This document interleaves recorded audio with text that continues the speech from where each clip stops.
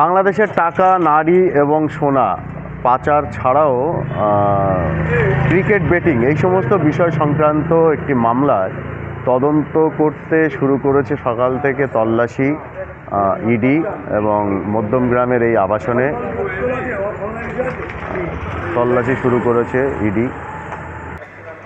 পিঙ্কি বসু এবং অভিজিৎ বসুর ফ্ল্যাটে বঙ্কিমপল্লী এবং বিজয়নগরে তল্লাশি শুরু করেছে ইডি। পাশাপাশি উত্তর 24 পরগনার আরও বেশ কিছু জায়গায় কিন্তু এই তল্লাশি চলছে কোথায় কোথায় আমরা যদি দেখি তাহলে বনগাঁ থানার অন্তর্গত পূর্বপাড়ার ট্যাক্সি ড্রাইভার পিন্টু হালদারের বাড়িতে সকালবেলায় ইডি যায় এবং 4 প্রতিনিধি সদস্য মঙ্গলবার সকালে পৌঁছায় তার বাড়িতে।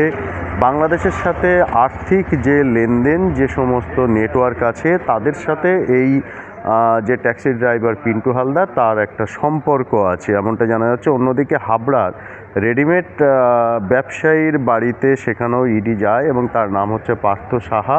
অভিযোগ এই পার্থবাবুও হুন্ডি ব্যবসার সাথে জড়িত।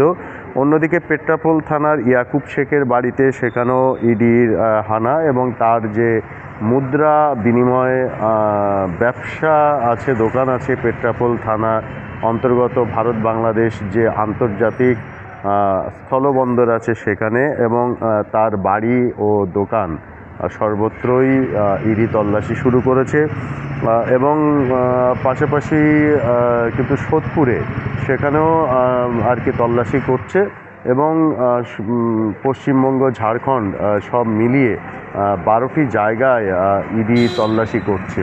কেন এই তল্লাশি? না, গত বছর একটি অভিযোগ হয় ঝাড়খণ্ডে এবং সেই অভিযোগের তদন্ত শুরু করে ইডি।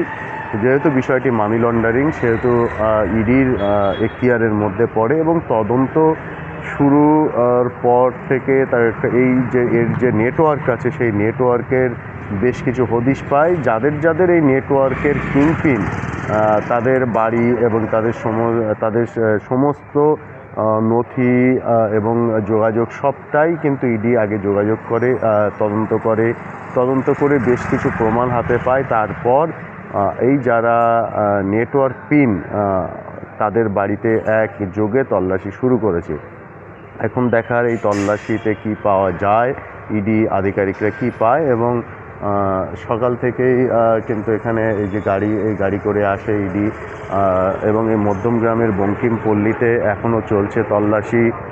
এখানে আছে সংবাদ মাধ্যমের প্রতিনিধিরা আছে, তারা কিন্তু সংবাদ সংগ্রহ করছে, লাইভ করছেন এবং এই যে জায়গা সেখানে কিন্তু ইডি আসা মানে কেন্দ্রীয় বাহিনীর জওয়ানরা আসে আর সেই কেন্দ্রীয় বাহিনীর জওয়ানরাও এখানে আছে পাহারায় যে আবাসনের মধ্যে।